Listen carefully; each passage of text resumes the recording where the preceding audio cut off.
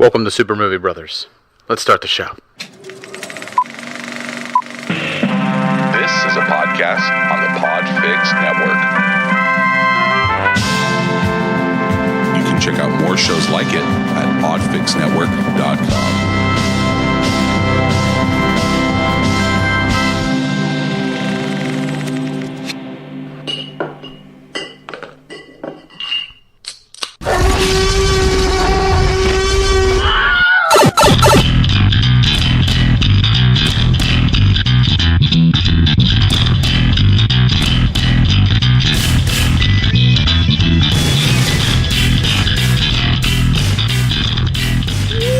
Welcome to Super Movie Brothers, episode 131. I'm your host, Super Movie Brother Dave. I'm your host, Super Movie Brother Jay. Hey, Jay. It's been 1 week since you looked at me. Got your head to the sides and I'm angry. What you been up to, man? What were we up to this last week? What'd you get yourself into? Did you get your fingers sticky? What do they smell like? Fly, Eagles, fly, baby. That's all I care about. Yeah, that's true. Honestly, I really did not do all that much. And I wasn't feeling all that great last week. You know, another hangover morning. Thank God for Blowfish for that. But it was one of those things where I'm like, I just want to do nothing. All I did was do nothing. And I went to the theater, saw a couple of things I'll talk about a little bit later. And but I watched a lot of football this weekend with my family friends, cousin. My cousin is a big Cowboys fan, so that was kind of funny sitting next to him, getting all hot and bothered. And that was a close game for him as well. So he was excited they won. Was it because Cowboys like pretty much trounced Seattle? I mean, it was. Oh, it was still close. Seattle didn't really show up to play until the fourth quarter. It wasn't really down to the wire. They were within one, but they were within one scoring. But it wasn't going to happen. It couldn't happen. No, I think they didn't they lose by 10. It does. So, yeah. I think it was 27-17, wasn't it? Who cares? Who doesn't cares? matter. Who cares? That wasn't that close a game. But the Eagles game. Yeah, the Eagles game. That's the... My God, this fucking season, dude. That was definitely... It's been a roller coaster, stressful season. I watched all the games that were on this weekend, and the Eagles game, just because I'm an Eagles fan, doesn't, I'm not just saying this. That was the most entertaining football game this weekend. It's the most entertaining football game I've seen all year, and it was nuts, dude. And unbelievable. But there is like a little bit of like a conspiracy thing here, because there was that whole interception, not interception, completed pass, dropped pass, or fumble, and if the Eagles didn't recover, what happens and stuff like that. Yeah. It was really weird that call, because when the ref came up to like basically break it down for everybody, he started announcing he touched his ear, and then he went like and just waved his hands like incomplete pass and like walked away. And I was like, was NFL New York in his ear telling him like abort, just fuck it, just basically redo the down. Who cares? Yeah, I think so. Man, this is some bullshit. Boo this man. I really do, because he didn't make any sense. Everybody was like, what was that? Yeah. In the bar. And I'm like, nothing. I don't know. No, I have no clue. He's old. I don't get it. I don't know. Yeah, and they kept explaining the rule over and over again. They're like, well, since the Eagles, but that's no what one they've been picked doing up lately. the ball, and somehow New York is really on top of with the commentator guys, because they don't push the issues sometimes too. Just like the opening kickoff, remember the Dallas game, and like everybody was like, wait, what happened? Like, what's going on? Yeah. The they didn't bring it up again. It was just like kind of washed over, and it just was NFL had to go through the rule book deeply, but ultimately the Eagles pulled it out. They did have a great show, great defensive showing, both sides of the ball. Obviously, Bears had number one defense in the entire league. Eagles are just now finding their defensive legs this late in the season. We are, but it's nice. It was a great game to see. It was nice to see Foles, still on fire. I thought he was a little bit less accurate last night than he's been other nights. One bad mistake, interception in the end zone was ridiculous. He had 2 interceptions, but the one is the one that bothered me. Yeah, just the one. It doesn't matter. The result is still the same. The icing the kicker worked. I know. For once, but technically, it was a tip. But technically, it still was a tip. It was tip graze. It was tipped. The ball was tipped. Leave Parkey alone. God. Oh, leave him alone. Stop defending him. All he ever does is hold you back. Or does it make your life easier having someone around who's more of a loser than you are? He's a young man. But I mean, other than that, I didn't get into much of anything either, man. I we did have one final Christmas party to go to. My wife's family, they weren't for some reason or other, they weren't able to get together on the 25th or anytime around Christmas. So we scheduled it for January 5th. This was our big gift exchange where, a Secret Santa and all that jazz. So I got a couple movies. I got Ant-Man and the Wasp, which I asked for, and I'm a Star Wars fan, so I asked for Solo. How much play that's going to get in this house? Wow. Probably a fair bit, because I think the movie's a lot of fun, but it has a lot of problems too. And we'll actually get into this a little bit later on, because we have listener questions for our main segment tonight, because fuck, there ain't shit to watch at the movies. There ain't shit for me to watch at home. Fucking bored, man.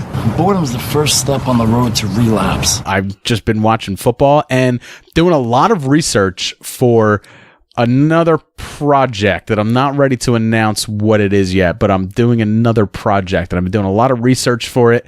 It's going to be much different than Super Movie Bros and won't cross over with this whatsoever at all. So with the end of that party though, Jay, that ushered out the last vestige of Christmas. We took down our Christmas tree. Christmas lights are gone.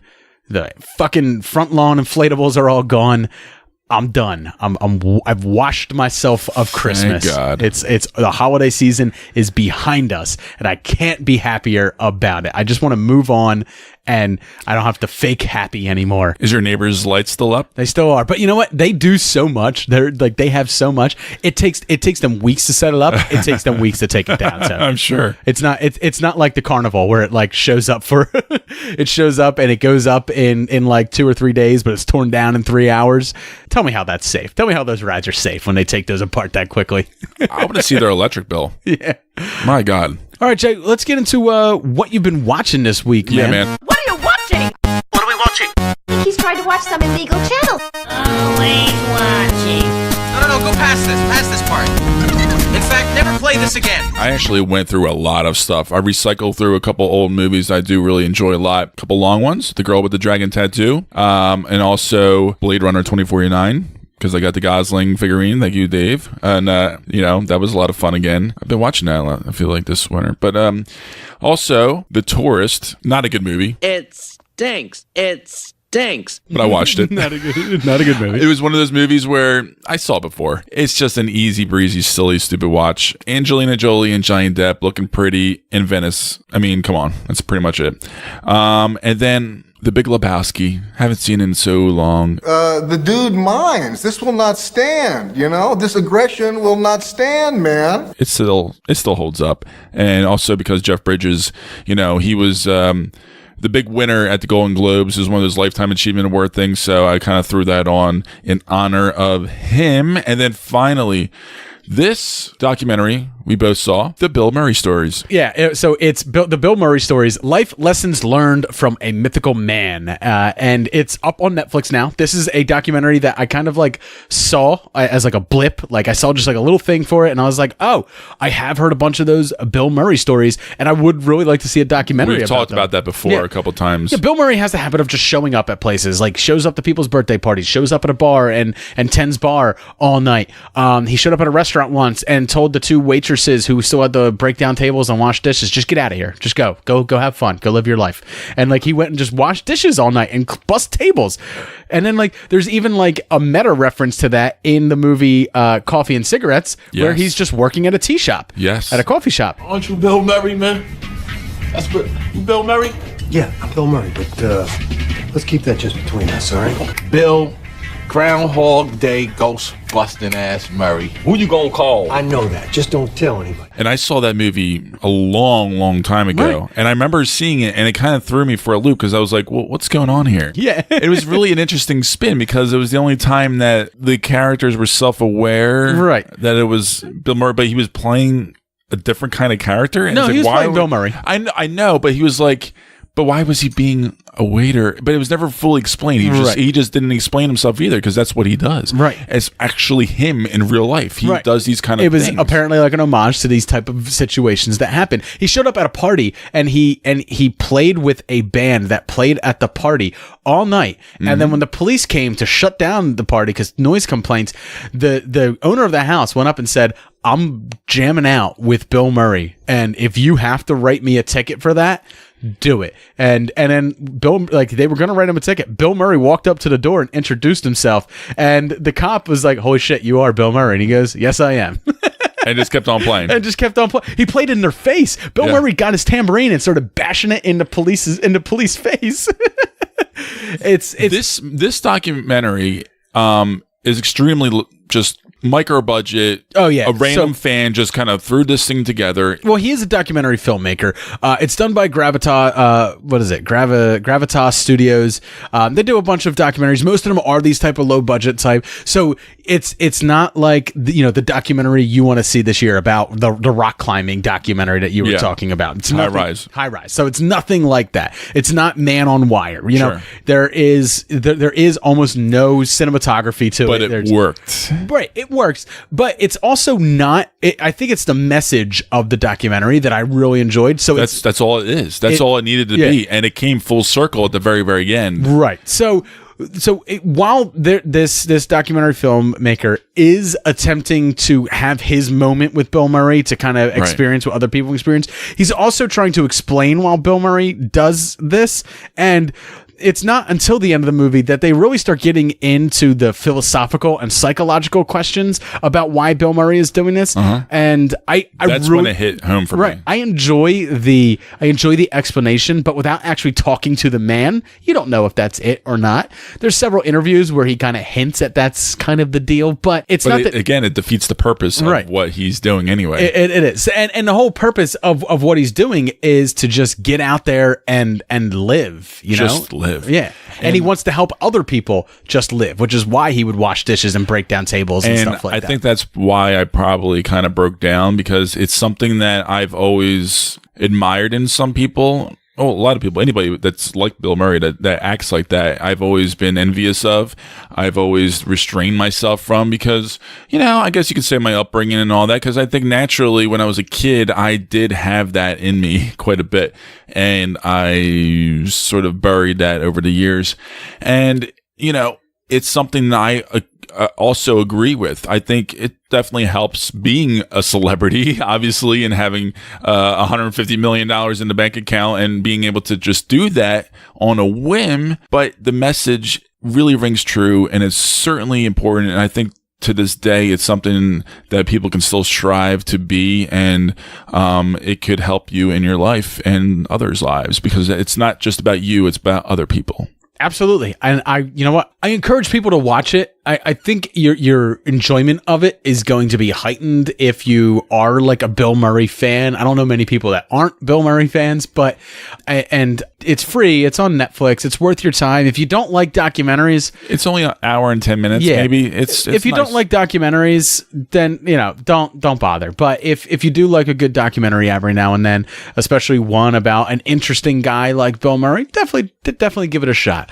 All right, Jay, what else did you get around to watching this week? I went to the theaters and I finally saw Aquaman. Okay. And I actually enjoyed it quite a bit more than I thought I was. Okay. It was a fun So you're more on the line of where, like, believe me, I understand my review was more of a hot take on it than I expected. I thought everyone else would kind of feel the way I did, and it was in that C range, but people really, really loved it. I gave it a C. It is what it is. I wasn't too terribly impressed with the movie. I found the dialogue grating. I found the story lackluster. I gave it a C+. I mean, it's nothing. Oh, you're not too far off from me then. No, I'm not. But still, I definitely was not looking forward to this movie. It scared the shit out of me, and I was not into the trailers. Right, and don't get me wrong. Just because I gave it a C+ and I pointed out a bunch of things that are wrong with it, it's fun as fuck. Like, and C+ technically isn't that bad of a grade. Right. I mean, Jay got by in high school getting straight D's and C's, and here he is. I did. Diploma in hand. Look at me now. Motherfucker still can't read a book. and you know, he's so you can get by. Hey, we had a president who literally got C's all through college. So, and I'm not talking about the current one either. So a C grade, not as bad as you think it is. It's not. It's really not. And then you know, this movie really it was just a fun watch, and then definitely Jason Momoa added to his greatness, I would say, because this is his role. This is his movie. But please tell me you disliked Patrick Wilson as much as I did in this. No, not as much as I thought I was, because you really just hated him. So I really thought that like most of his lines were coming from a roulette wheel of villain cliches, and like they were spinning it, and he was worked for me, spouting it out.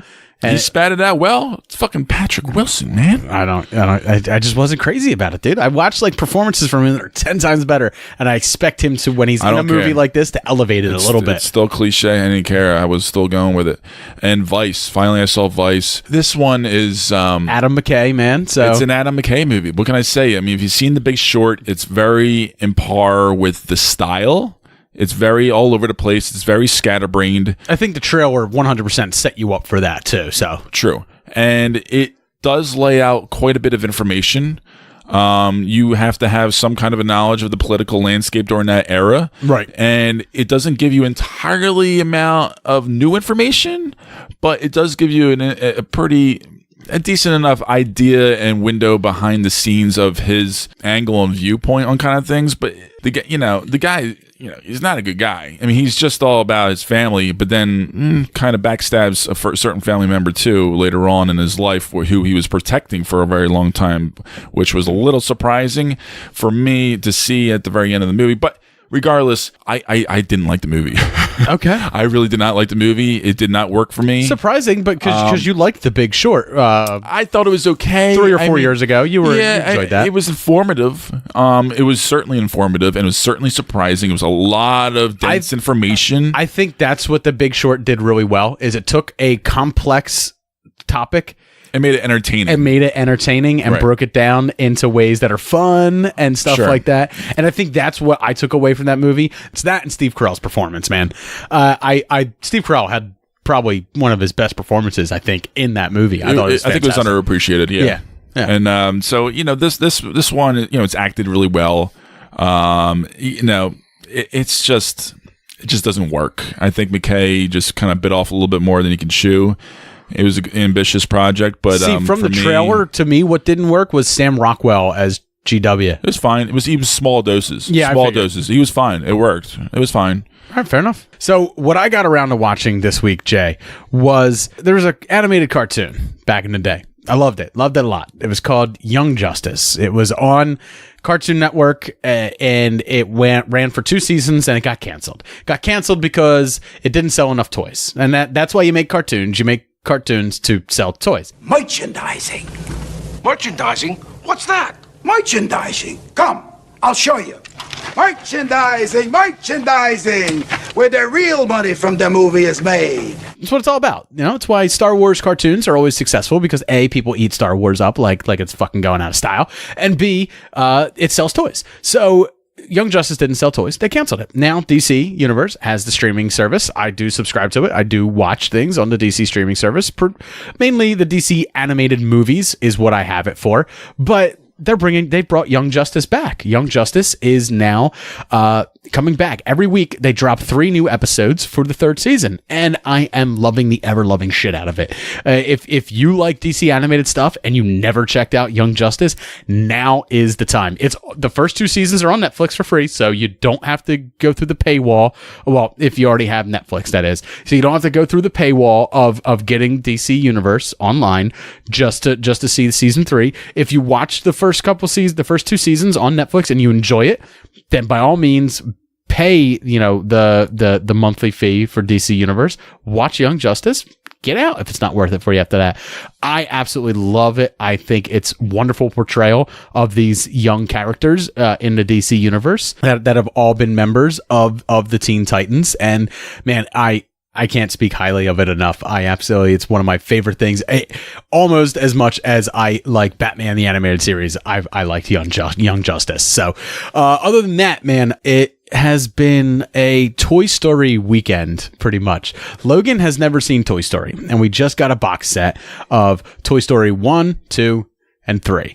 And she's never seen it, so it's been but it's weird because she knows all the characters, which is really weird for me. It's just like when she watches Star Wars. She knows who Luke Skywalker is. She knows who Rey is. She knows who R2-D2 is. Chewbacca. She's never sat down and watched those movies, but she knows who they are. So watching Toy Story is like the same thing. She's already familiar with the characters, so she's already going with it. She's already loving it. It's like when we went to Disney on Ice recently as well. She didn't see everything that's referenced in Disney on Ice, but she still gets it and she still loves it. So just watching my kid watch something that I loved as a kid and still loving it and it still works to this day is pretty amazing. I love doing stuff like that. I love introducing her to new things.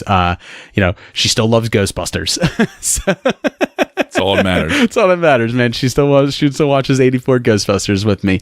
All right, that's going to do it for me and Jay catching up this week. Jay, let's head over and let's get into the news. We got just a few news stories to get through, and then we got to break down some of these awards from the Golden Globes.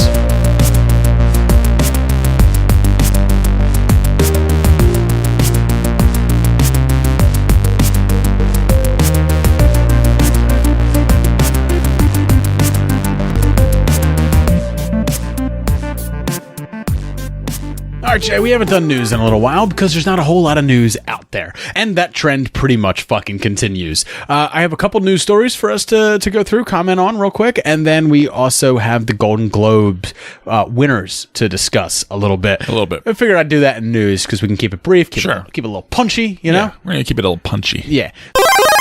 The original Pokemon movie is going to be getting a CGI remake. I guess they're basing this off of reactions to the Detective Pikachu trailer, and Pokemon fans seem to be really enjoying that.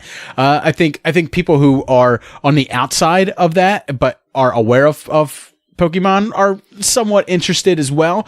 Me, it's whatever. I'll probably check that out when it comes to video. I'm not going to go to the theaters to see that. I'll vomit in my mouth. But it's weird that they're deciding to do they're deciding to take a film that was released in 1998 in Japan and then later released here in America, and then deciding we're going to do that same movie again, but instead of traditional animation, we're going to go with CGI animation, and that's what we got. We're going to put that out there. That's what we're doing now. And people are going to buy it. I guarantee Apparently they do. I guarantee it. And they will. Yeah. I don't know. But I don't know what to make of this. Yeah, but what are your thoughts on this? Like putting this out into theaters, like just basically. So video games have been doing this for a while. Video games will take an old video game that people love, remaster it, re-release it, and put it out there, and people pay, not quite full retail price for like a brand new video game, but like $30 for a video game that they played. They must have done the research as far as how much it's going to cost to do, the marketing that they're going to need to spend to do it, and then what they think, especially of recent films coming out, how much money they're making, not just domestic but also abroad. So that's where it must be worth it. But there's also it's a cash grab movie. There is something to be said that Pokemon has gotten a little bit bigger in the past few years. I know that my niece is really into it, and I haven't heard anyone really talking about it in years. See, I thought it was old, but now people are getting into it again, and I think they look at this and they say like, hey, we have an opportunity here where we can introduce new fans to something old, and old fans can still come back and check this out. We live in a nostalgia world, Jay. I know. And I just thought it was a little too soon. I didn't think it was that old. 1998 feels a little. Jay, Spider-Man's been remade 3 times. Spider-Man's been remade 3 times in that span. But I just never cared about Pokemon whatsoever. Hellboy's getting a remake. And the last Hellboy film came out like 6-7 years ago. So yeah, but I like Hellboy. All right, next. Batman solo movie, according to DCEU, is going to start shooting in November of 2019. I didn't want to hear this. So the reports indicate that Matt Reeves will start shooting The Batman in November. So they're moving forward with Matt Reeves and the script that he's rewritten. It's apparently a retooled script from Ben Affleck's script, and like so it's going to come out late fall in 2020. Probably late fall 2020. But they're still being cagey about whether is Affleck still in? Is Affleck out? Yeah. They're still being cagey about is that what's causing the delay, do you think? I think now we're going to start the whole rumor mill again soon in a couple of months because this is an early announcement. Are they waiting for the Joker to come out to decide what universe this Batman takes place in? Are they going to jump universes? If Ben Affleck doesn't come back, are they going to say like it's no longer in that DCEU that we were doing? It's no longer in that Justice League world that we were playing in. It exists outside of that. I think they're pretty aware of what they're going to do with it. I don't think they're going to unveil what that's going to be until later on in the year. Okay, fair enough. I think it's too soon to announce that you plan on filming this movie at some time. Most of the time you get an announcement that production has started on this. You don't hear that production will start on this at a certain time. 11 months prior. Because if you miss that start date, then everyone pretty much knows, all right, well, we're back to square one. We got some problems here. Yeah, it's weird. I don't know. Next news story. The next movie from Denis Villeneuve, Dune, his remake, is going to star Timothée Chalamet and Rebecca Ferguson, and it's adding Dave Bautista to the mix. So he is going to be, I think, a bit of a head honcho kind of role, like a kind of, I guess, a villain-esque of sorts. Wilson Fiske. Fiske, yes. And, I think it's a fitting fit, because Denis used him in Blade Runner. Short and sweet, but he was really good. Yeah, it makes sense. And it makes sense. Honestly, he proved, he's been proving himself, put it that way, right. that he can hold his weight. He did well as Drax in Guardians 1. I didn't like him as Drax in Guardians 2. I thought I think that was mainly script though. Yeah, I didn't think it was script. him. I don't think it was him, right. And then but I was kind of blown away by his performance a little bit. Not like oh my god, yes, best supporting actor right there, Dave Bautista. But I meant he did extremely well acting in that scene with Gosling in the beginning of Blade Runner 2049. And I think it makes sense that he would be here. And he actually did the promotion circuit quite a bit for that. And I was happy to see that because he tried. And then there might have been extra scenes that were cut out for his character, and I think that was probably something that happened. But you could tell the little nuances that he went into it, like the glasses being very small and dainty, but he used them for a very long time, so he knows how to put them on just so. And right. And little nuances, you could tell that it was. I'm interested to see what he does with it. I know Denis is not going to make a corny Dune movie. I think he's going to make it a Denis Villeneuve Dune movie. Well, so it's not going to be a Lynch style. He's a guy who really liked the book, and then he really likes the idea of Dune and the idea of what Dune has always, people have always tried to make it out to be, and it just never really got there film wise, and he's trying to tackle it. And yeah, as far as adding Dave Bautista goes, especially in a small role like this, sure, I like the guy. That's the thing. It's not like, I love him as an actor. It's like, I like the guy. I just like Dave Bautista. I like the guy. And he's a presence. Right. And I like role. He can run with it. And I like Villeneuve. I think, like I said, last year, Blade Runner 2049, definitely in my top 5 films of last year. Fucking loved it. Beautiful to look at. Can't wait to watch it again. Can't wait. So I'm looking forward to Dune. Even though I hate the original movie, I've never read the book. I'm looking forward to it. Exactly, because it's Denis. Looking forward to what this guy can do. Anything he can do. Don't care that Dave Bautista's in it. Still looking forward to Dune now. Next news story. All right, Jay. Venom 2 has been confirmed by Sony. Was there any doubt? It made over $800 million, close to $1 billion at the box office, both domestically and internationally. Everybody thought this was going to flop hard. And it's still critically panned. It doesn't matter. Critically panned. Some people really loved it. Again, this was one that was like a D+ for me, but I found things to enjoy in it, so I can see where people are like, I really enjoyed this. You know what it is? I'm telling you right now, it's the early marketing. Yeah. The early marketing was genius, because that's sometimes all it takes, because if you have good small bits of early marketing and you hold on to that for dear life, that gets around, sprinkles throughout over the months, and everybody sees that. So later on, closer to the release, the average moviegoer doesn't see full trailers usually. They just remember seeing a certain small trailer whenever that was prior months ago, and you're like, oh, that Venom movie, that did look cool. If you say so. All right. That's my thought process. But I'm not, I don't know. Whatever you say. We'll see what happens. Whatever you say. Wrong! I think people just it's a popular character. People remember him fondly. I just want better. I want better, Dave. I just want better. Well, here's the thing. With this comes the announcement that Kelly Marcel will return to write the script. However, due to scheduling conflicts, Ruben Fleischer will not be directing the sequel. I love that. So I hate Ruben. I hate Ruben. He fucked up my Gangster Squad movie. And I can never, trust him ever again. So Lord knows what Ruben Fleischer's up to, because he hadn't directed a film since Gangster Squad when he went and did this movie. So he destroyed a huge movie that could have been massive. Destroyed it. Oh. Yeah, I remember you really wanted to see. You really wanted Gangster Squad to be good. I remember going to theaters and watching it. It should have been good. It should have been good. That was worse than Venom. That was 100%. Oh, it's definitely worse than Venom. I'd rather watch Venom any day of the week than that. All right, next news story. All right, Jay, the Golden Globes were last night our time, a week ago their time, listening to us.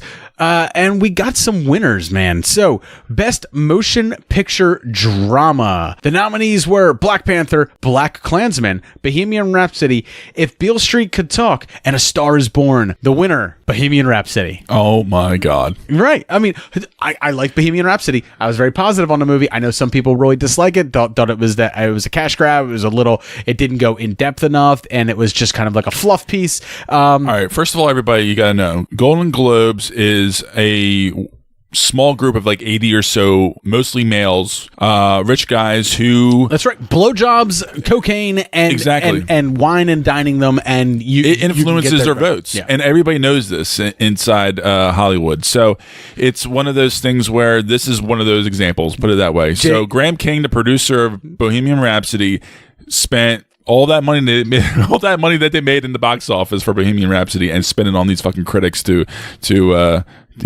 push their votes into that direction. Jay's a Golden Globe fluffer. Like to go down on you, suck you, line up 3 other guys, make like a circus seal.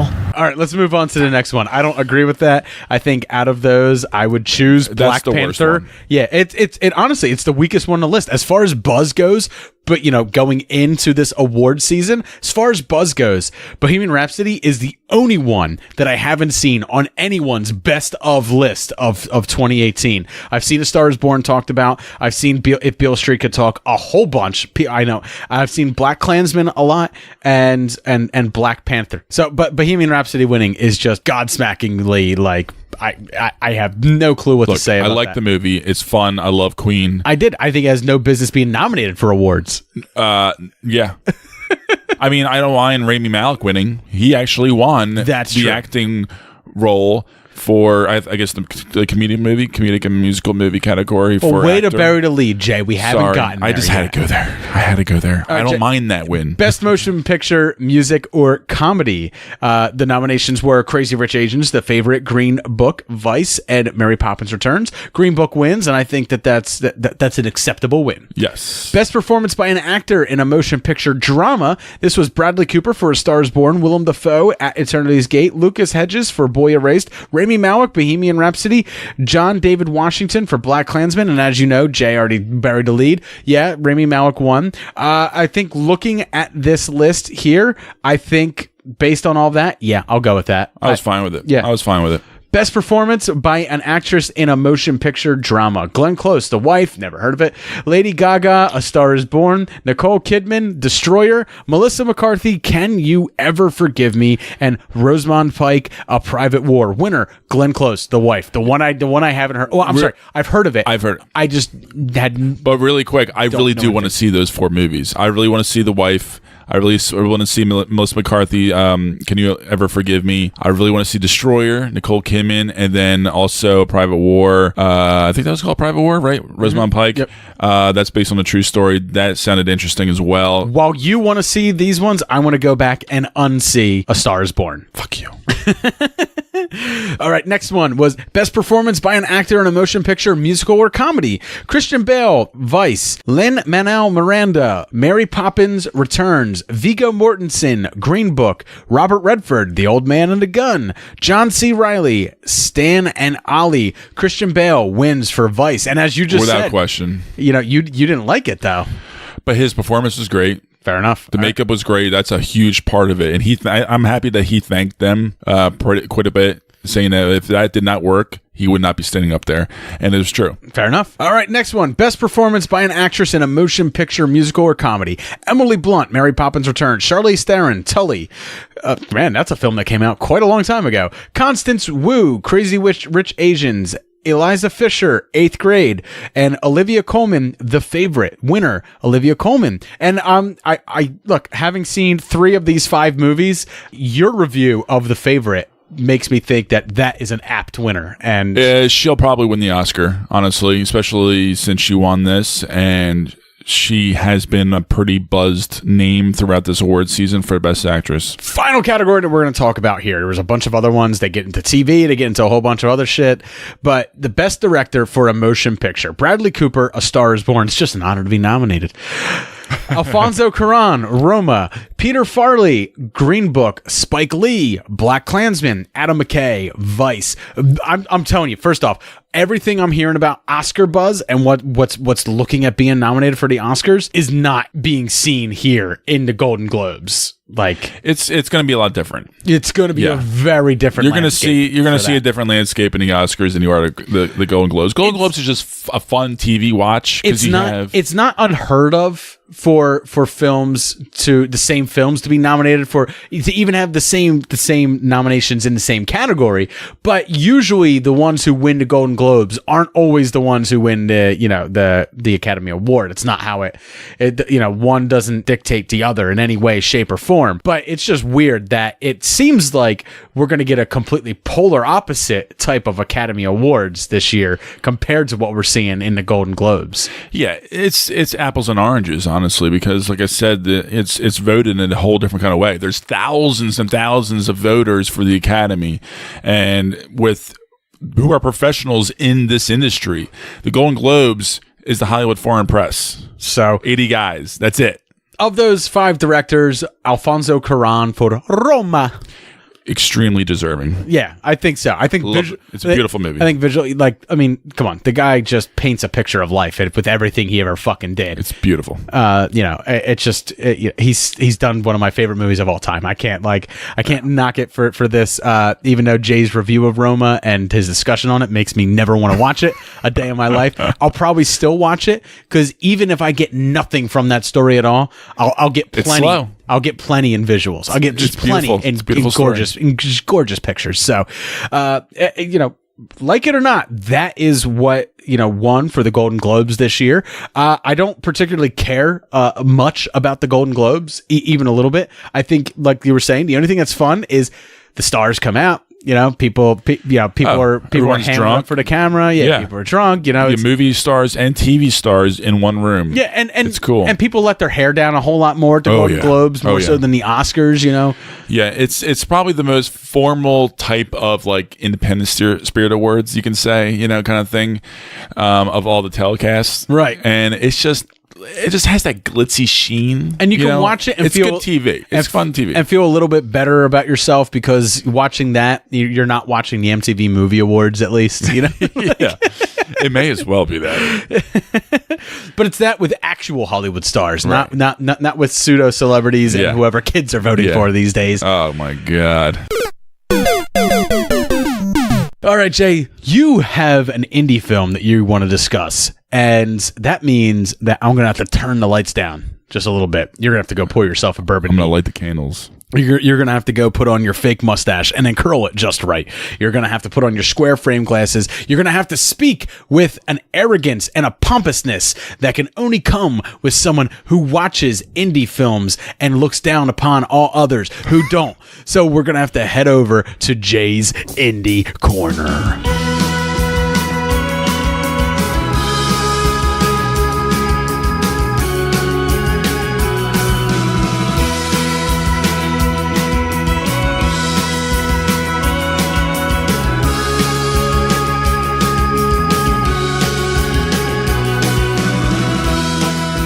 We're back with Jay's Indie Corner. Jay's got the lights dimmed down just right. He's got his square frame glasses on. He's got that mustache curled just right.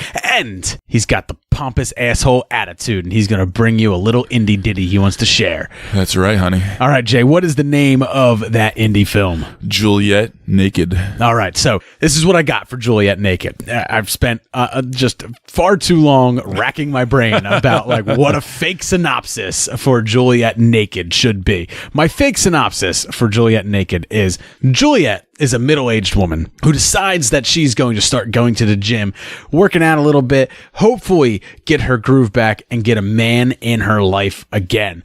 But what Juliette does is there's always that one person at the gym who just walks around naked. She takes the liberties of the locker room just a little bit too far, and she walks around in the nude, having casual conversations with people. And that's what the film is about. It's about these casual conversations and these minute-long friendships that you can form in with a conversation. And it's the interesting places that these conversations go. But Juliette's doing it naked, and you have to forcibly watch the other person react awkwardly to Juliette's nude. It's got to be easier for the girls. Right? It's got to be.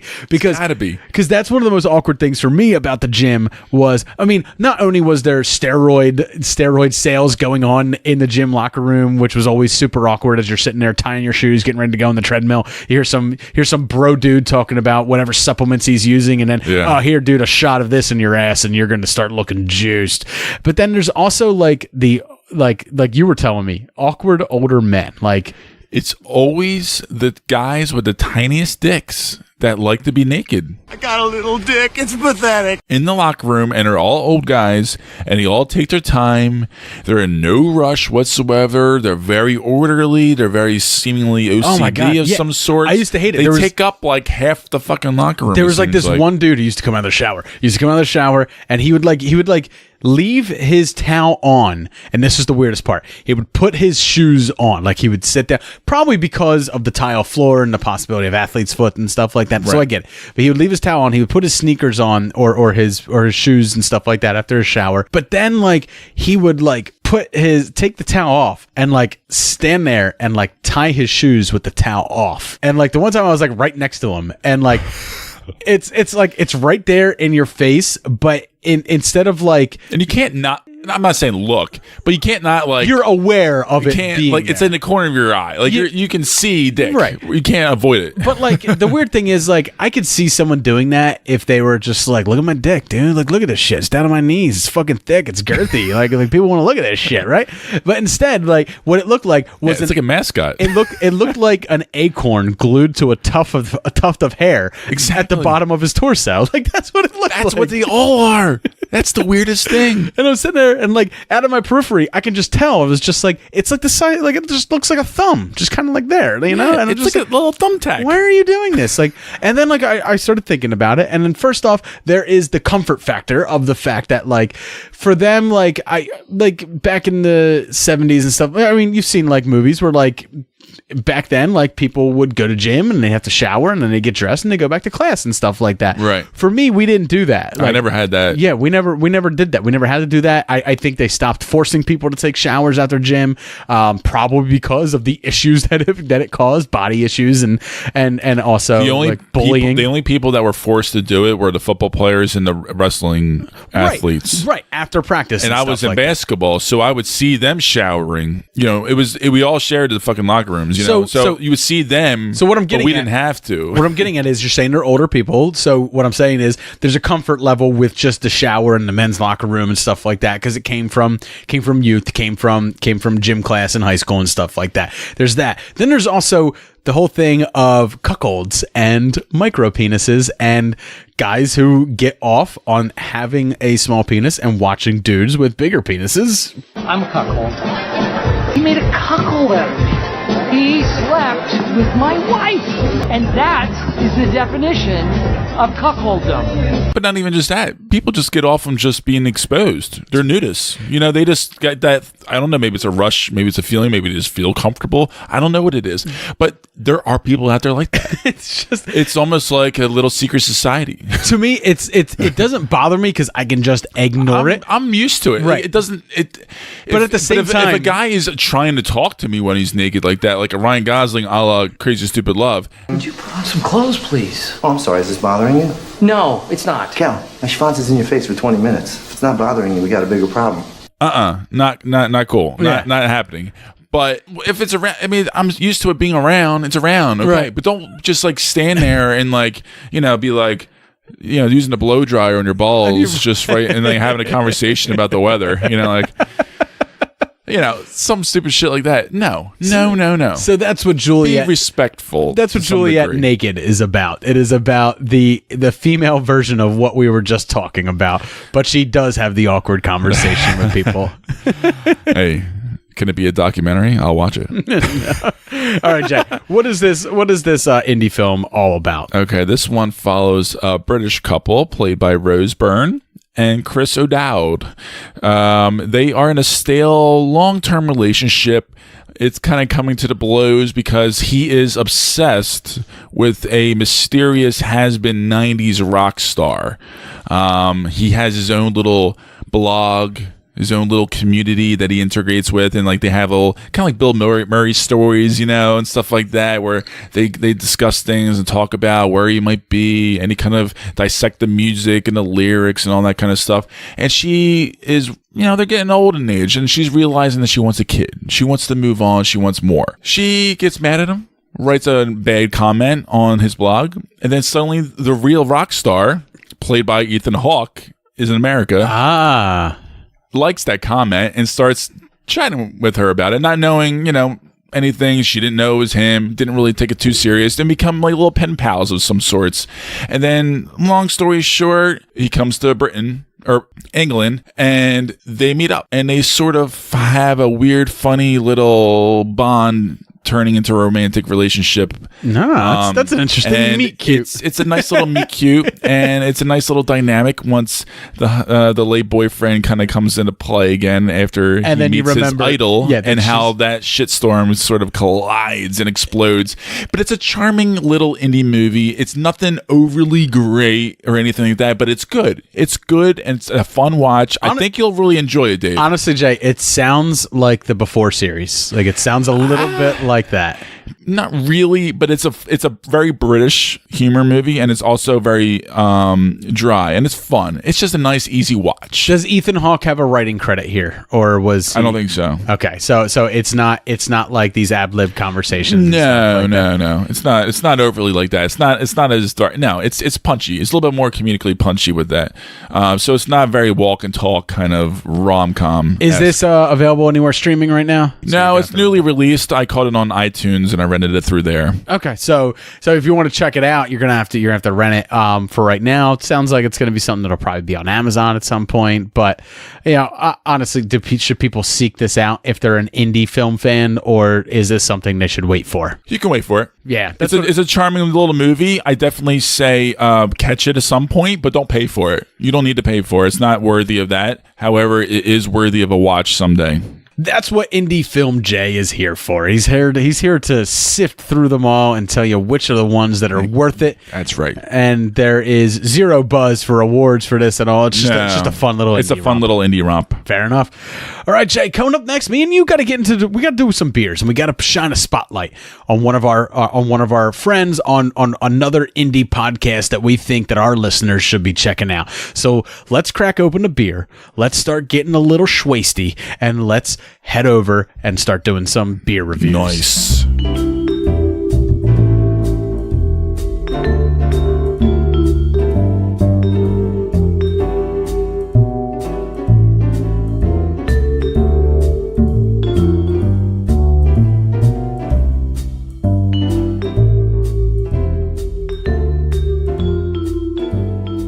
Welcome back to the beer segment. Me and Jay got 2 beers that we are going to be reviewing for you, but before we do that, we got to drop a line to our sponsor, Blowfish. Blowfish is the only FDA-approved hangover cure. What it is it's 2 tablets that you drop into 8 to 12 ounces of water. Drink that down, and your hangover starts to feel better almost immediately. So if you would like to try out this miracle hangover cure, head over to forhangovers.com. That's FOR hangovers.com. And use our promo code SMBFISH to get your 15% off. What can Blowfish do for you? It can cure your hangovers. What it can't do for you is it can't make you not live in Chicago, and it can't make you forget that final parky kick last night.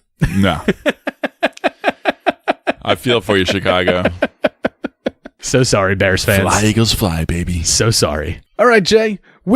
This year, instead of doing drunk scenes like we did all last year, we're putting a spotlight on a different indie podcast that we listen to, enjoy, and interact with. So tonight, we are going to be playing a trailer for the IMDB Journey podcast. So the IMDB Journey podcast is hosted by Dan and Dean. They're good friends, longtime friends. Mm-hmm. And what they are doing on their show, it's a movie podcast just like ours, but they are doing IMDB's top 250 movies list. So they're going through each of those. But they don't just do that. You know, they also, you know, like me and you, they banter back and forth, make fun of each other and stuff like that. But they have a bunch of other content that they do too. They interact with their listeners, people asking questions, and write in reviews as well. And they go over listener reviews, which is great, which is kind of cool. Yeah. And then they also do a Pod v Pod every now and then, where they bring hosts from other podcasts onto their podcast to compete against them. And it's 3 different segments. The first one is trivia, where each host from each podcast asks trivia to the other ones.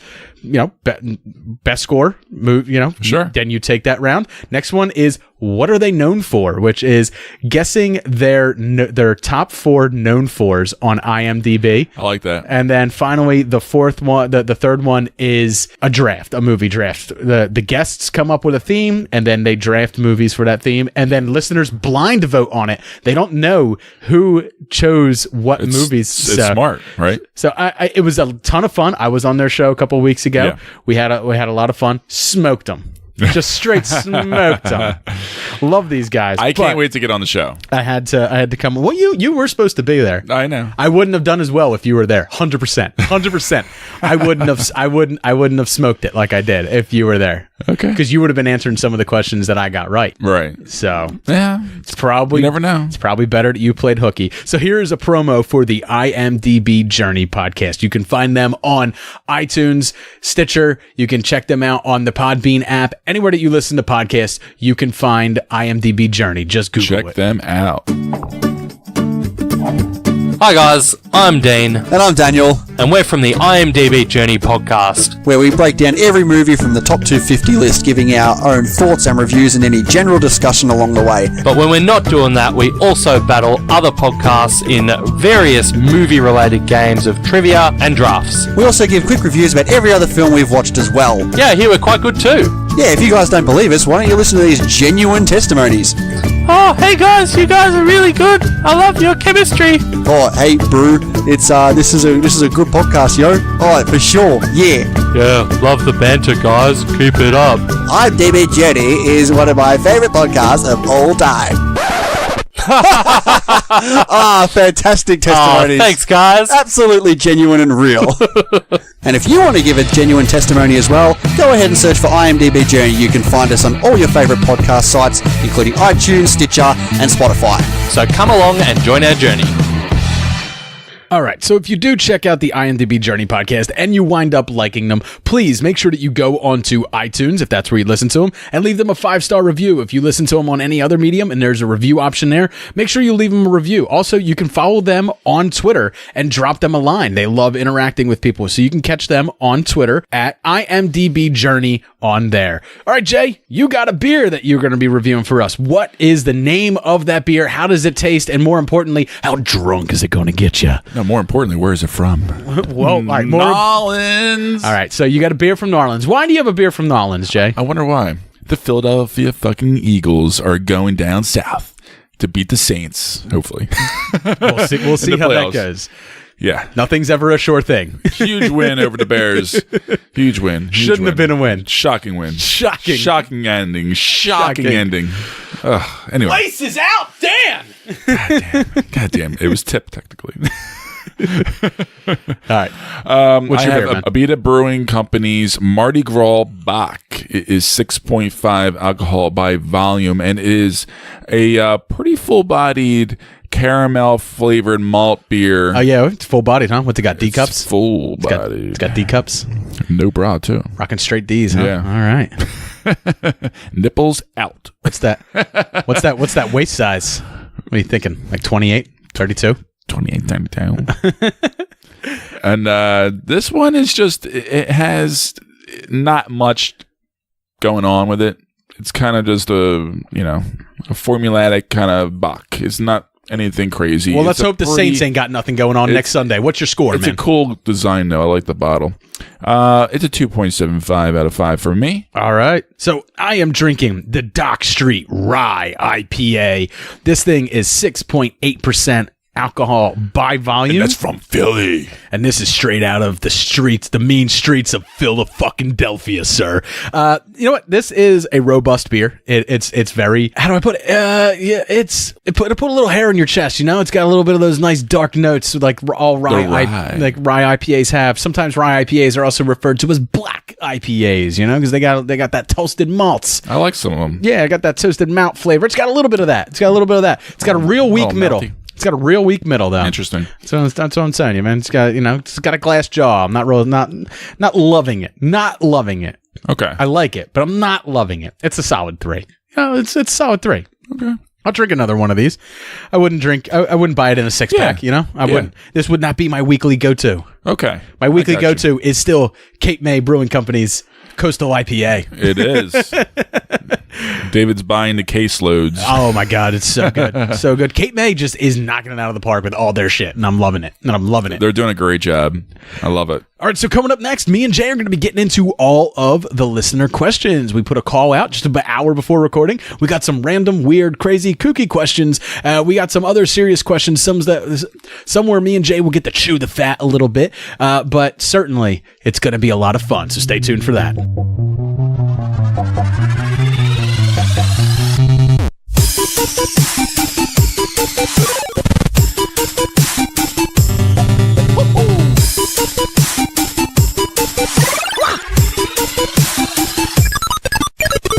We didn't have a whole lot to talk about this week. Jay and I didn't really get out there to see a whole bunch. There isn't a whole lot out there for us to go out and see.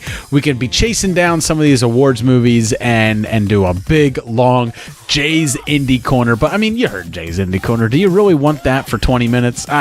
So I don't either. So we decided to reach out to some of our listeners and find out what questions listeners would like us to answer. So, Jay, we're going to run through some of these and we're going to discuss them. Some of them are a little bit meaty. Some of them are not. So we're going to just run through them. Some of them are about movies. Some of them are not. So the first question comes from Cinematically Correct. You'd think with a name like Cinematically Correct, it's a podcast. You can check them out, iTunes, all that stuff, that they would be asking us about movies. They're not. So they would like to know, what's an alternate explanation for why all dogs like squeaky toys? I am not ready to accept the Alexa social bot reason that it's because the squeak sounds like a small animal dying. And unfortunately, Cinematically Correct, having a dog who has killed many things, it is 100% because it's the gratification of them feeling like they are causing some sort of destruction. That's why you buy dogs toys, so they don't destroy other things. But I also think it's not just that. Think of it like a baby, too. Babies like noise, too. I think it's a sensory thing. I think it's more of that. I don't think it's so much the death. I think it's more of a sensory thing. Look at you getting into early childhood development of a canine. We're getting deep and philosophical up in this joint. But that is interesting. You're right. Yeah, because sometimes like a pediatrician will tell you that sometimes like a baby will cry just to cry because it needs some sort of stimulation. And I think I was one of those kids. Crying was, to be honest. Well, that's probably because you were trying to test your hearing, being half deaf. Oh, fuck you. That's probably true. I probably made myself deaf. All right, the next question comes from Miles at MC Variety Hour. They were asking, you were on an island and you get only one movie version of Will Smith. What Will Smith do you choose? Now, I was wondering, this is not asking us to pick a Will Smith movie to watch on said deserted island. We are on this deserted island. This is why I'm taking the question with a version of Will Smith, and we are choosing that version of Will Smith to be stranded on the island with. So, Jay, what version of Will Smith are you with? This is extremely controversial. You're with Mike Lowry. Wild Wild West. Oh my God! What is it? Because he's a swear to God. Why James West, motherfucker? Why? I think he's just a mischievous kind of like he gets out of things somehow, and he seems like a fun guy. He's kind of fly. He'd be kind of cool to hang out with. I think he would just backhandedly fall into a way to get the hell off of that fucking remote island. See, you love and at least have a good time on there. You love Bad Boys. I thought you were going to go with Mike Lowry. No, Mike Lowry. He would just fucking give up and just sun himself to death probably and just chill and hang out. I mean, honestly, I'd go with Captain Stephen Hiller, man. Welcome to Earth. Like, that's who I. It's not a bad choice. That was the first thing that came to mind. However, I think I would have a better time with Wild Wild West. I mean, look, he's got Vivica A. Fox to get back to, right? So, I mean, he's gonna work his ass off to get off that island. Plus, he was in the prime of his life at that point. I feel like you know, he could take care of me. He could swaddle me when I need when I need comforting. You know, like I'm gonna get a lot of Twitter hate on this. I love this, but I don't give a shit, man. I think I got the right choice for me. I think I do. But I mean, think about him in Independence Day. Like, he was sensitive, but he was also tough. Like, I mean, I feel like that's the type of person that I could be stranded because I'm gonna go to pieces. Like, I'm gonna be like a child. I'm bored. Oh yeah. Oh, the sun's so hot. I'm hungry. But like, he's the type of person to be like, shh, it's all right, girl. Right. And you're just gonna put your head on the shoulder. Just put a head on his beefy shoulder, man. Yeah, beefy shoulders. It's gonna be beefy. It's gonna be It's gonna be really comforting. Right? Yeah, it's comforting. And then also, you know, he's just gonna be like, Dave, it's all right. And when we get to that point that we realize there's never gonna be women again, I feel like will you be a bottom? I feel like I would accept that version of Will Smith more than any other one inside me. Does that mean I prefer Wild Wild West Willie? I don't know. Maybe. Which Big Willie do you want? Big Willie style's already getting jiggy with it. Is that what I want those leather chaps on Big Willie. Is that what Miles is asking us? Which Big Willie do you want inside you? I think deep down that's the question. Trick question. I'd like 2 Big Willies inside of me. How about Big Willie style's already getting jiggy with it? Oh, we're having too much fun with this question. Okay. Kinsey scale just jumped up a couple notches. Yes. All right, next question. Earth 919 podcast asked if you could go back and relive any historical event, what would you pick and why? This one's tough, man. There's a lot of historical events that meant a whole lot to the entire world. And what would you like to relive? First off, I probably wouldn't want to go back and relive a tragic event. Exactly. Like, what does this mean? Like, am I living through this, or am I just there witnessing it for a time period? Like, I'm not exactly sure what to make of this question. 100%. I would say you're there witnessing it, and you weren't there the first time, but it's something like you kind of wished you experienced. Kind of like a time jump. You can jump to that time period, live it, and then jump back to your real life kind of thing. And like you're jumping to that moment, experiencing it, and then coming back out of it. I would. This might sound fucked up, but I'm going to say 9/11. Why? I want to be there, and I want to live it, and I want to help as much people as I can, because it did affect our area quite a bit, and I also was working in a certain area where a lot of people died in those towers, worked in those towers. There was a local park dedicated towards the people that died in during 9/11, and it did affect me to some degree, even though I didn't know personally anybody who died and passed away. I think it always hit home pretty hard to some degree, and I just wish I could have helped more in some degree. And I think if I was, just being able to go there and help out as much as possible, I would want to do that. That's pretty much, I think, the only thing I really would want to do. All right. Well, hey, that's the only thing that comes to mind right now, because this is kind of a spur of moment thing. That's you, man. I have one. So I would like to go back to 1776, circa June, let's say, right before the signing of the Declaration of Independence, because, Jay, when they were meeting and they were discussing, well, technically it was the Articles of Confederation, but when they were discussing the Declaration of Independence and all that stuff, and they were discussing what to put in it and stuff like that, you know what our founding fathers did? They didn't do that in a meeting room like you would think senators and congressmen and stuff would do of today. I mean, they did do it there as well, but where they really got down to the nuts and bolts of it was in bars, in taverns, Jay. One of the coolest things I ever learned about our founding fathers was that they were fucking drunks. And their bar tab for the Declaration of Independence was massive. And you can even look at it, and there's whore tabs on there too. Whores coming in and out, booze being drank. Well, of course. Men of distinguishment and honor sitting there discussing about freedom and saying when you're no taxation without representation while getting a blowjob, drinking a beer. Just picture Thomas Jefferson getting a blowy, and he's just like, no taxation without representation. Just take one of the balls in your mouth too, honey. I want to be there for that. I want to be there for. But he used to do that. I want to. It's a fact. I want to party with Ben Franklin. Like, I just want to be like. I like this idea. Yeah. And then you think of like the Yards Brewing Company beers that they serve now. All the founding father recipes. That's what they were drinking. Exactly. They were drinking it's their in my private fridge stock. right now. Yeah, they were drinking their private stocks. These dudes all grew the Jefferson's ale. These dudes all grew hemp. These dudes all made their own beers at their residences and stuff like that. They drank hard. They fucking and they founded a fucking country on top of it. Smoke opium. Whatever, trip out. Whatever got it all done. Yeah, I want to go back to that time in 1776. I'd bring you with me, and they can all go, holy shit, that's a big fucker. Especially back then, my God, I'd be like a god. People were shorter back then. You'd be like me in Japan or something like that. I'd be like the tallest person ever. Yeah, they would have wrote King George and been like, we're not following you anymore. There's somebody here.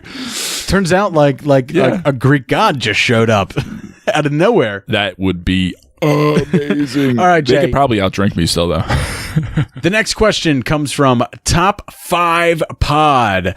So they asked us, what's the best movie about movies? Now, this is actually pretty broad, because you could be asking about a movie that's about... We could do a top 5, perhaps, on this question, which is interesting. Right. But what I'm thinking is, like, so there are movies that are about movies where people discuss movies throughout the entire movie. That's a possibility, right? So you can throw that in there. Sort of. There's also movies about making a movie. There's a whole bunch of them. You could list a bunch of them off. Ed Wood is one that comes off the top of my head. But they're also making it, not just talking about it. Right. They're doing it. Right. They're making a movie as well. Then there's also like Son of Rambo, which is another one. There's a ton of them. I'm not going to sit here and list them all. Jay, what's the best movie about making movies in your mind? Or at least your favorite. Let's not say the best. Let's say your favorite. Favorite's Boogie Nights. This book, aim at her tits, Eddie. That's the favorite. That's the favorite, right? That's the favorite. Hey, porn's movies, man. It is. And a good chunk of the movie, you're watching them make movies. And let's be honest, Dirk Diggler, he thinks he's a movie star. He doesn't think he's a porn star. You're a star. You're a star. Fucking star. You're a bright, beautiful, Pull burning that fucking star. cock out. You're a star. All right, so man. But all right, so that's your answer. That's your favorite. I said favorite. I said that's how we're doing. It's favorite. So it's Boogie Nights. I mean, I mean, there's a lot of fun ones out there. I mean, I don't even want to get into it. Fuck it, it's a great pick. Say it. It's a great Boogie pick. Nights. You could also say like Inglourious Bastards, because isn't that all about a movie premiere, right? Technically. Yeah, it's a movie about a movie. All right, but Jay, I'm going with one, and I'm very happy that you gave me this pick, because I was like, I was going in all different directions, but you brought up The Life Aquatic, and I was like, oh. Let's just see if you can get one of these dolphins to swim under the hull and give us a look. Either they can't hear us or they don't understand. Son of a bitch, I'm sick of these dolphins. That is a movie about making a movie. And it is. I love the atmosphere of that movie. I love the whole, like, it feels like it's the 1970s. It feels like this is Jacques Cousteau, like, making a documentary, the behind the scenes of that, you know? And I absolutely fucking love that movie. It's hilarious. Bill Murray is a fucking gem. It's one of your favorites. It is. It's my favorite Wes Anderson movie.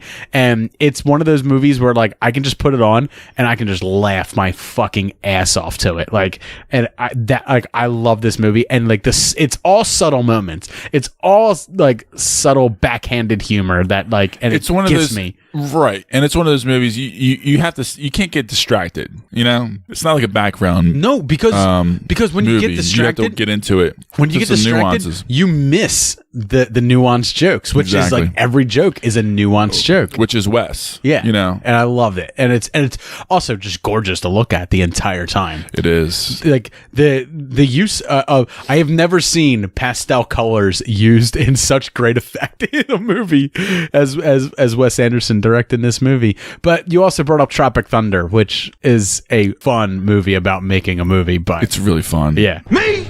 I know who I am. I'm a dude playing a dude disguised as another dude.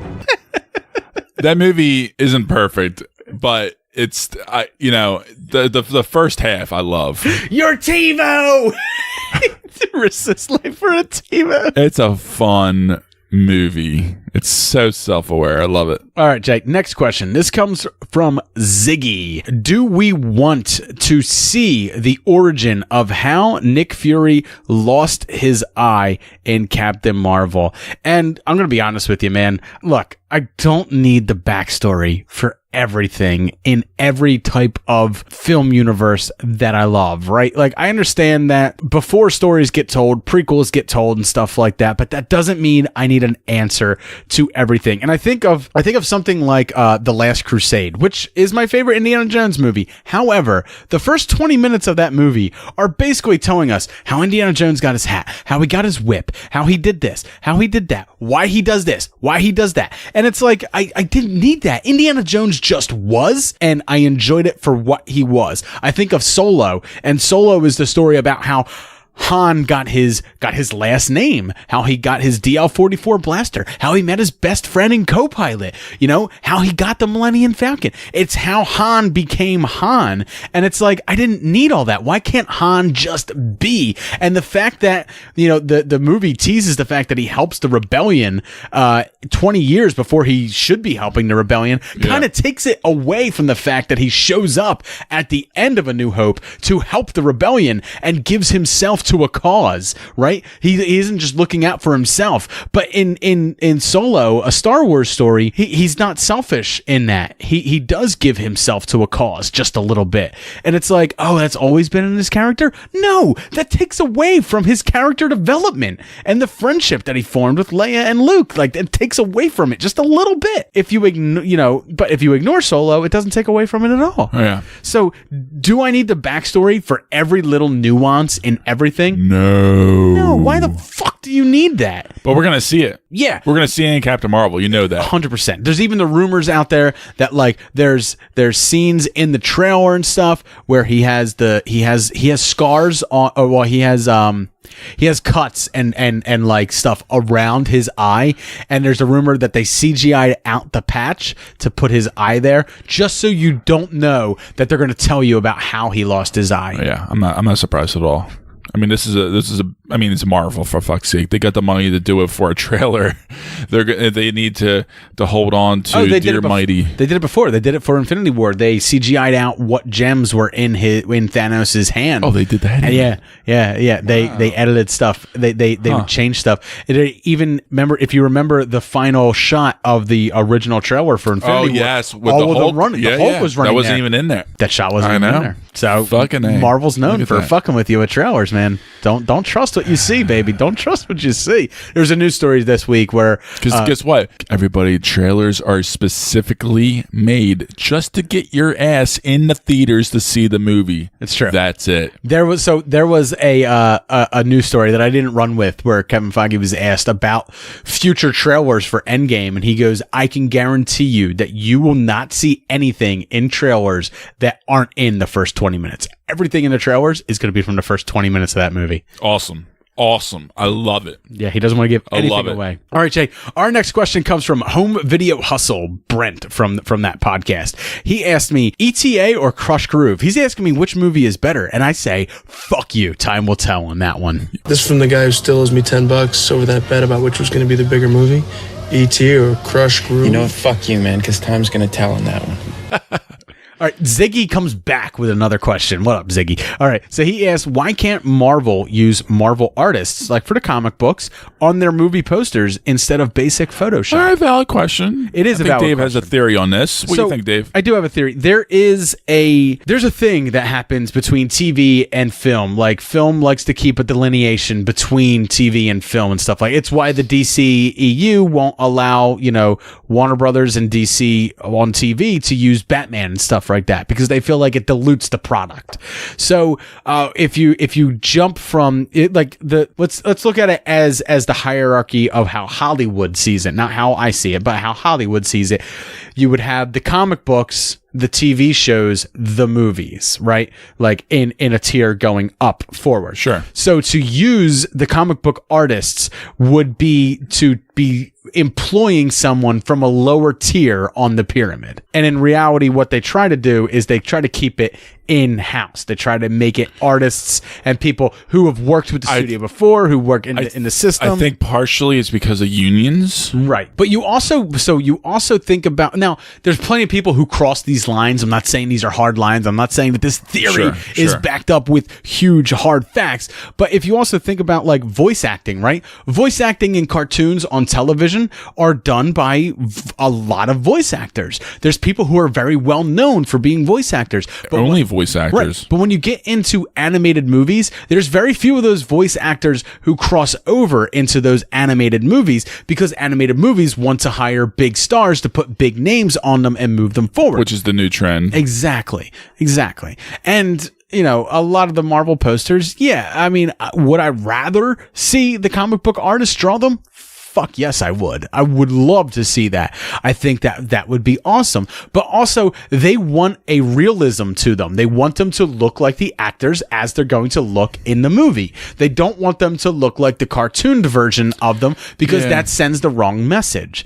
They want Iron Man to look like Iron Man. They want Captain America to look like Captain America. They want these characters to continue to look as the way people have associated them as looking and being represented in the medium moving forward. So Photoshop is the best way to do it. And it's not all Photoshop. We know it's higher than that. We know there's a lot more that goes into making those posters than just Photoshop, but it is a way to represent, this is how everyone looks in this movie. And it's different than they looked before, but it's still them. Right? Sure. That doesn't get translated as much to a general audience if it's ink, pencil, and so forth. Right. I mean, that's my we'll see. I mean, what did you think of Spider-Man's? Hey, by the way, Ziggy, way to kill the yucks, motherfucker.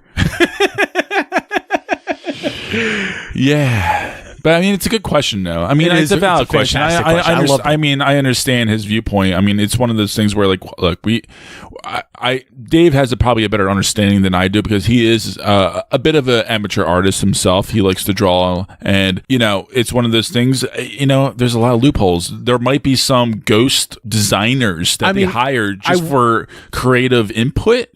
But I will say this: one of my favorite things is alternate posters. I love alternate posters. Yeah, dude. If you're not into this already, go seek out alternate posters for beloved movies that you like because you'll find. I guarantee you better posters out there. I use them all the time. I use them in the art for our episodes all the time. I have them in my house sometimes. I mean, I adore them. One of my favorite ones is The Thing, and you can even get it on t-shirts sometimes. Not even just posters. Beautiful artist rendition of it's a dead husky and blood leaking out, but the blood forms into the words "The Thing" and stuff like that. And it looked awesome. And I was like, that's awesome. But those alternate posters they only work for people who already love that thing. Oh yeah, it's specifically for beloved fans, and the only people that are going to probably get it are the beloved fans, which makes it even more cooler. So when somebody spots your T-shirt out somewhere in public, you guys have an immediate strong bond.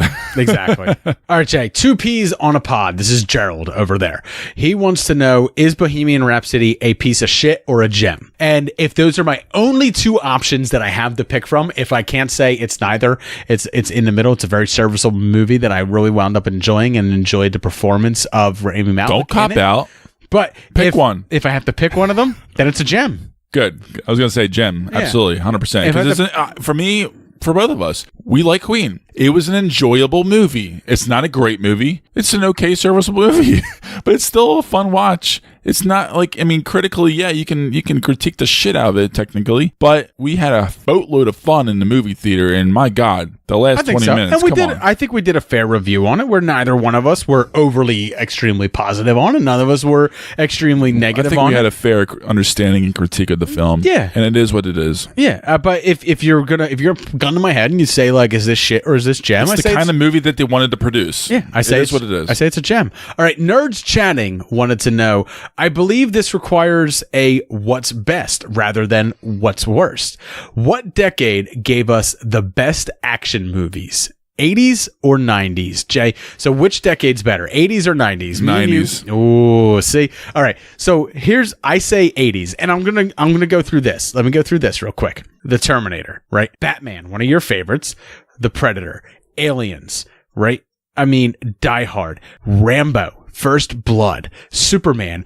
All 3 Indiana Jones movies. Enough said, sir. RoboCop, Top Gun, Lethal Weapon. A whole slew of Bond films, but also Empire Strikes Back, Return of the Jedi, Beverly Hills Cop. Do I need to keep going on? Escape from New York, Escape from LA is in the 90s. Not as good as Escape from New York, Jay. Just saying. Are you done? Mad Max 2. Look. The Road Warrior, Big Trouble, Little China. Yeah, I'm done. I'm done. I got myself. That's what I got. That's my pantheon. The 80s, baby. All right. 90s, baby. Rush Hour. The Professional. Dude, Rush Hour doesn't hold up anymore. I don't care. Doesn't hold up. But at the time it did. Everything I named. It's fun. Everything it's fun I named, action. Everything I named holds up. Heat. The Crow? I don't like The Crow. Come on, get the fuck out. Dude, The Fifth Element. I do love The Fifth Element. Classic. Come on, don't give me that shit. I do love The Fifth Element. That Armageddon. That's a classic. Armageddon sucks, dude. It's serviceable. If you said The Rock, I'd be with you. Oh. You said The Rock, I'd be there. But. Well, The Rock is a candidate. Speed, The Rock, Bad Boys, Face fucking Off. Dude, that's The Matrix, T2. This is the difference between us. You didn't start watching movies until the 90s, probably. Until the 90s. Or let's say early thousands, and I backtracked. Right. And this stuff was more that stuff from the 90s was more accessible to you. Yes. Whereas I've been watching movies since I was knee high to a fucking duck. So I grew up on 80s action, watching them with my dad and stuff like that. So I love the 80s action. I would, and I'll be honest, I feel like 80s action is way more timeless than 90s action. 90s action feels dated to me. It feels fucking dated. Ooh. Yeah, a lot of them. I don't know. I think you're wrong. I think we might need a poll. Jay, Jay's gonna. All right, but I 100% say 80s action was better. I think not only for nostalgia factor, but also because they hold up better. For me, it's 90s, man. I just can't help it. It's in me more. My point is, though, I gave you a bunch of other reasons why 80s was better, and you gave me. I just think it's better. I think they hold up more. I think that. I think that. But see. But they are the quintessential action movies. Everything that happened in the 90s. The reasons are all personal, Dave. You can't get technical with this. Oh, I can, sir, and I will. Because you're wrong, flat out wrong, Jay. I think it's to each individual. It's personal taste. And I think it's a bit of a toss-up. Fine, Jay. We'll have to agree to disagree. Sure. Put up a poll on Facebook. I'll put up a poll on Twitter. We'll combine them. We'll see which one's better. All right. The Hypotheticast would like to know, if you could go to every movie in the theater for free, but you had to sit next to a stranger sloppily eating popcorn the whole time, would you do it? Fuck no. No, I wouldn't do it either. First off, mouth noises are like one of my biggest pet peeves in the entire world.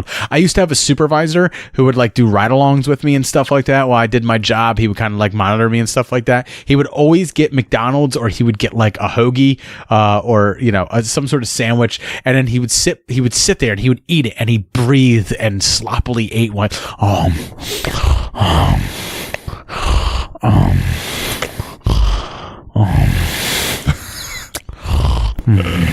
I hate that noise. So someone is sloppily eating popcorn, it's immediate turn off. Secondly, I ain't got the time to see every movie. I don't care if it's free. Time is the biggest commodity in the entire world, not money. And I ain't got the time to see them all, nor do I want to spend the time seeing them all. It's why we do trailer park breakdowns, man. It's why we talk about what we want to see. It's why me and you don't review movies that we don't want to see to begin with. All right, you only Jay. live once. Yes, sir, I am. Wanted to know, what would Galactus and Thanos meeting be like? And I know a lot of people would like me to describe a real great sci-fi showdown between two great Marvel villains, but in reality, I like to think they'd sit down and have a beer. I mean, of course, Galactus would have a planet-sized beer, while, Thanos has maybe a fucking human-sized beer. I think it's fitting. Yeah, I think they would have a beer. Yeah. They talk about their battles with the Avengers. Sure. And I'd be like, come on, man. Some shit in common, man. I mean, there's not many out there. All right, Jay, our final question. I saved this one because we're heading into award season, and we're going to be doing a lot of awards talk. We already started with the Golden Globes tonight. Does Spider-Man Into the Spider-Verse deserve a Best Picture nod?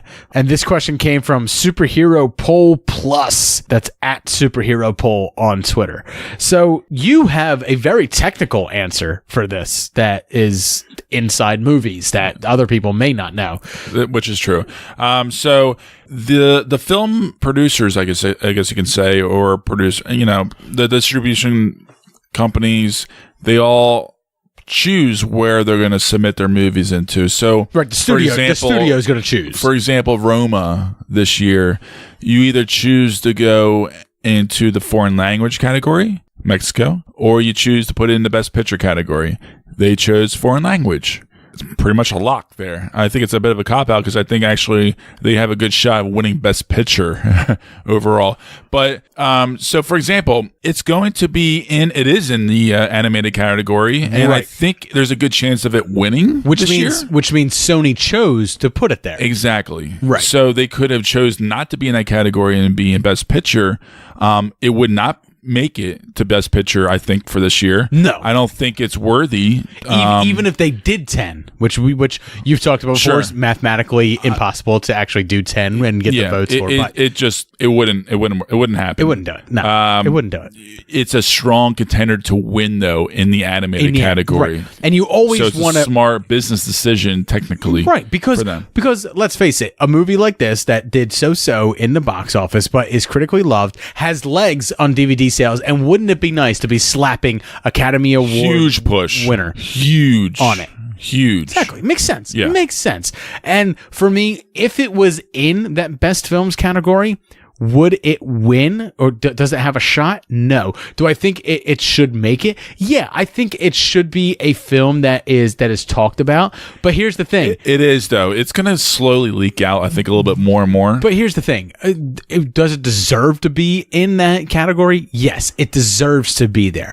But the people who decide whether this movie is they're not always the most zeitgeisty people, right? They're not always the most savvy people. And this film, a lot of love for it comes from a knowledge of Spider-Man, of Miles Morales, of comics these characters, right? Specific, right? But a lot of love there for that stuff, Spider-Man, yeah, right. And a lot of people's enjoyment comes from that as well, mine included. But I also saw past that, saw a lot of heart in this film, and saw something that told a story that was a little bit unique. I come from an interesting angle because, I did appreciate the movie. I understood where it was, what was going. But visually, I respected what they did with it, but I physically could not stand it. Right. It just annoyed me. It drove me crazy because it gave me a headache. It's too much going on screen and verbally as well because it's very fast paced. My mind does not move that fast. And it was a lot for me to handle for the 2 hours or so. And it does. It takes away some aspects of the film for me. But I did really enjoy the movie. I liked it a lot. Right. I don't know how my rankings are right now. How that fits into my Spidey rankings. Some people have it as number 1. Some people have it at number 2 or number 3. It's interesting now. It certainly is interesting. It's a film that has garnered a lot of conversation, which is great. Because and it's going to have a lot of rewatchability. It's got a lot of rewatchability, but it's garnered a big conversation, and I like that. I like that people are talking about it. I like that people are looking at animated films differently because of it. Sure. But I would far rather see Spider-Man Into the Spider-Verse push animation in further, you know what I mean? I would like it to push animation in a better direction than see it push studio films in a different direction. You know what I mean? I like what it did for animation far more than I like what it does for movie going experience. Because animation has been a little bit run of the mill, and this is by far the most. That's the thing. Visually, exactly. For animation has become honestly, most things look like it doesn't matter whether Pixar's doing it. Or we'll just say, we just recently rewatched The Incredibles 2. Right.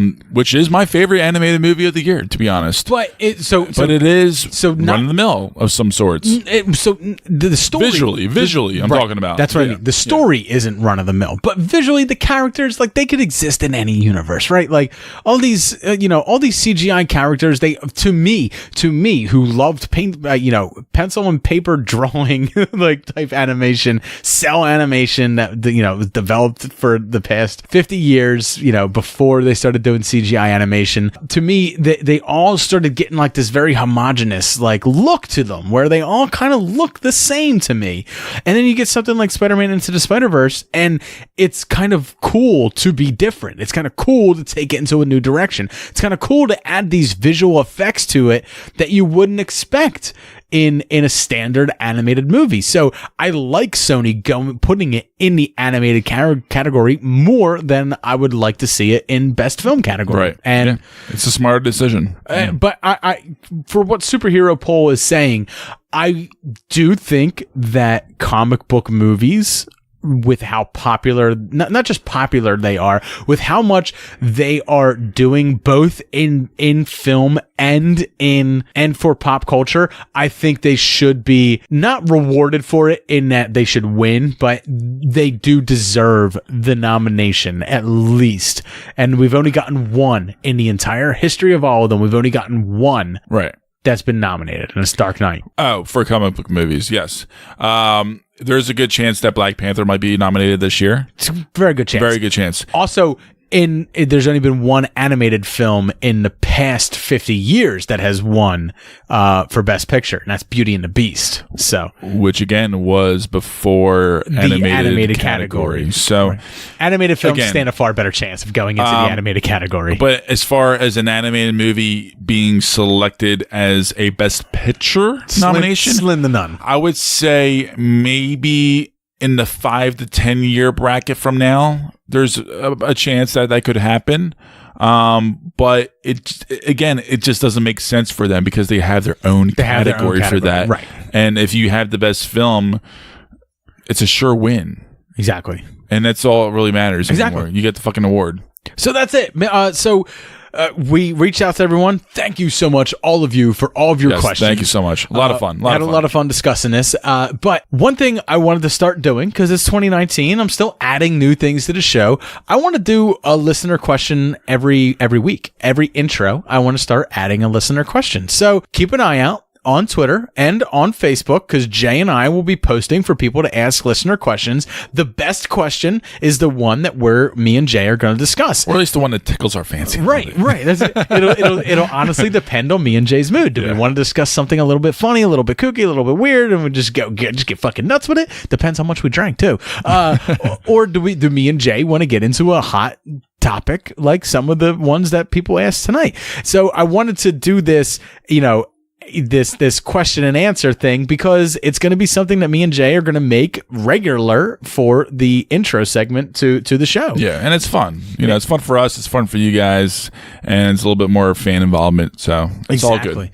So if you enjoyed the podcast, please make sure that you head over to iTunes, leave us a 5-star review, and any podcatcher that you listen to us on. If you can review us, please do. It helps other people find us. It helps us grow. If you'd like to listen to more stuff that me and Jay do, please head over to www.patreon.com/supermoviebros and join the Patreon, man. You get extra episodes. If you pledge more than $5, you get to pick a prize from the loot chest. If you pledge more than that, you get to steer the show. You get to be part of it. So if you're enjoying it, please make sure that you support us in that way. And at the very least, leave us a review on iTunes. We even got 2 new patrons this week, Jay. Aaron Cole joined us, as well as Dan and Dean from the IMDB Journey podcast joined us on Patreon. So you can get your promos played if you join the Patreon as well. No, kidding. No, they joined the Patreon. They're great friends of ours. They're supporting us. We're supporting them. It's just a beautiful circle jerk that we got going on. And beautiful circle jerk. And then Boobies and Newbies also joined us. So, I mean, they're all producers on the show now. Yes. All of them are producers. Love it. Which is great. If you enjoy the drink just as much as me and Jay do, make sure that you head over to forhangovers.com. Use the promo code SMBFish and get those hangovers cured right away. You won't be disappointed, and you get a discount for doing it. We are part of a network. We are part of the PODFIX Network. So make sure that you head over to podfixnetwork.com. Check out all the great shows that are part of that. We're going to be adding 2 new shows very soon. They will be announcing themselves, and we will announce them on here as well. They will be coming. They are our new podcast joining us in 2019. So keep an eye out for that if you like all the shows that are part of the network. And I would like to thank every single one of our producers tonight: Aaron Cole, Alex Duty Dutram, Boobies and Newbies, Chris Brayton, Jason Short, Justin Winters, Kimberly Rosales, Neil Matz, the IMDB Journey podcast, and Thomas Iannucci. I want to thank all of you guys for being producers on the show. Thank you so much. Your support means so much to us, and you guys lift us up on Eagle's wings. Eagle's wings. I want to thank everybody. Fly like an eagle. I want to thank everybody for listening tonight. Have a great night. Cheers. Cheers. Go Birds.